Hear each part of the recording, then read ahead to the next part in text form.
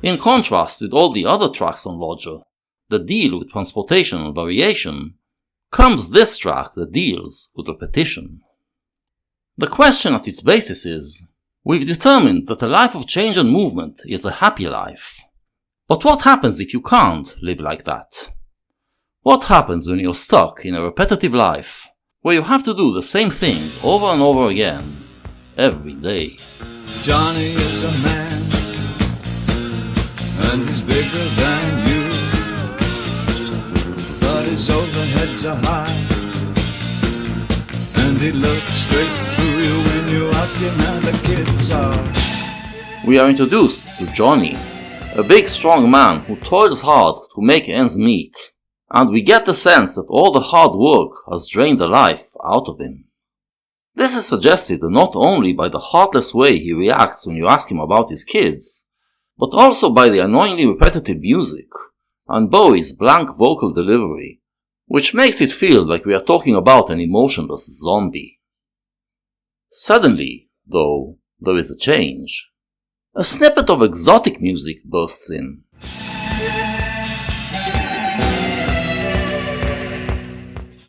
And we hope we might be taken on another of Roger's fantastic voyages. But it lasts for only a moment. The repetitive music returns, and will continue unabated to the end of the track. There are no other worlds for Johnny. He is destined to remain in the same routine for the rest of his life. You'll get home around 7, 'cause the chef is real old, and he could have had a Cadillac if the school had taught him right, and he could have married Anne with the blue silk blouse. Could have had Anne with the blue silk blouse. Johnny is stuck in an existence he doesn't want, an existence where he keeps dreaming about what could have been.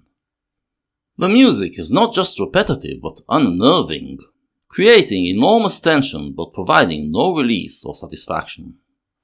It feels like something is about to snap. And the food is on the table, but the food is cold. Don't hit her.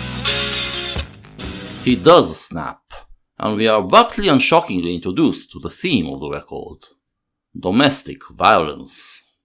Suddenly, we become aware of another character in the story. There is also a her, Johnny's wife. After a hard, unsatisfying day, Johnny comes home to find his dinner cold, and finally loses it. The narrator asks him not to hit her, but the music seems ready to explode. Can't you even cook? What's the good of me working when you can't damn cook? So he pours it all out on his wife, a person who is much weaker than him, that he can safely abuse within the confines of their own four walls.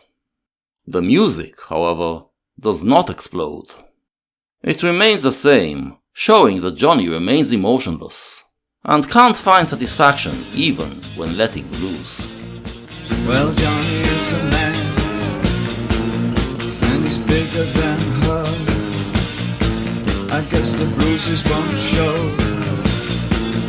if she wears long sleeves, but the space in her eyes shows through.